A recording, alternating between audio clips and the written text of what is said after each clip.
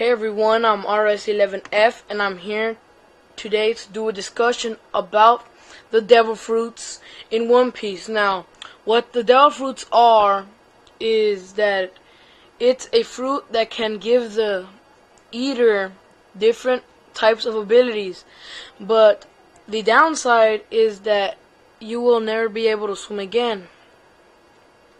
So at the cost of getting these fantastic, great, amazing abilities, you will not be able to swim again. And here are three different types of devil fruits. There is the paramecia, which is the most commonly known devil fruit that can alter their bodies, and there are some that can manipulate and generate some kinds of substances. The next is the Zoan type that can transform the eater into an animal. So basically just like a bear, a giraffe, lion, but not just common animals. It can also turn them into mythological animals, creatures, like Marco the Phoenix. He turns into a phoenix. There's also dinosaurs and all of that. And finally, it's the Logia, the rarest of all the devil fruits. So that means that it is harder to get your hands on one.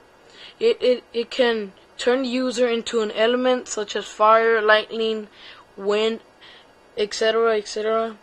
Okay, now we still don't know where the devil fruits came from. If they were created on if they were created on Earth, if they were created on the planet, or already there in the planet of One Piece, or brought outside somewhere else outside the world of One Piece, the planet of One Piece. You'll see what I mean later. It might sound crazy right now, but you'll see what I mean later when I mean that they might have come from like outer space. You'll see art. It said on the Wikia page of One Piece that Dr. Vegapunk, which is an amazing Dr. Vegapunk is supposed to be this world-renowned scientist. His name is Dr. Vegapunk. He is responsible for the research into the effects of the devil fruit. So he might have created them, or just might have studied the effects of them. I still don't know. Oda said in volume 48 SBS that a certain professor will explain the entire history of the devil fruits in the near future. So that was volume 48, and in Japan they're in volume 67, and we still don't know. We still haven't seen the professor. So we might find out about the devil fruits in the New World, since the latest chapters take place in the New World, which is, by the way, a fantastic arc, Punk Hazard. So on with that.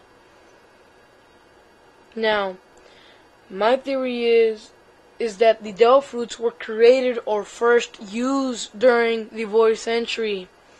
The Void Century, which Robin is trying to find out about the truth about the ancient kingdom and the world government. Now, remember when I said that the devil fruits might have been brought from outside the world of One Piece, from outer space? Is because if you take a look at the Enru side story cover pages, when he goes up to the moon, the Great Space Operation, in one of those cover pages, you see three different types of races of people. We see a Shandorian, a Burkian, and a Skypian.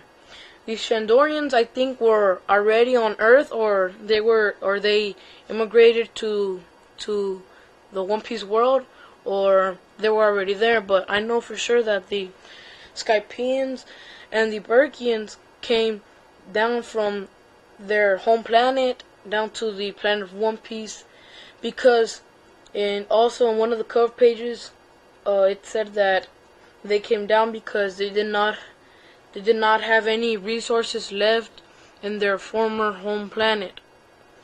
The reason I think that the Burkians and the Skypians might have created the Devil Fruits and brought them over is because in one of the cover pages of, again, the Enru Great Space Mission, we see a Burkian and a Skypian building robots. You heard correctly, I said robots. Are you serious? How are they creating robots in outer space? That is just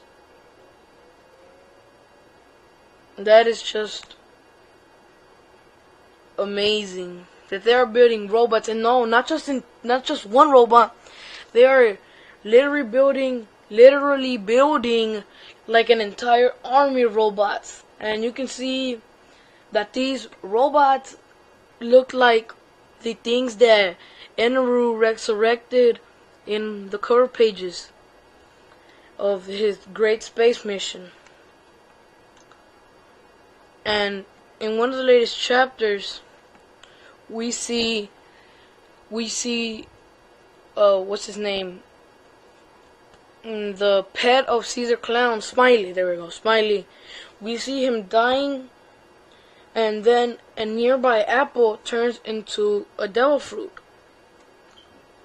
So this could imply that the devil fruits can never cease to exist, because if the original consumer eater of the devil fruit dies, then the power of the devil fruit just transforms itself into the nearest fruit, and then that fruit is consumed by the eater, by a human or an animal, and then that consumer gets the power of the devil fruit. So yeah, that's my theory, everyone. I would like to thank you for watching my video. Comment, rate, and subscribe. And I will see you guys in the next video.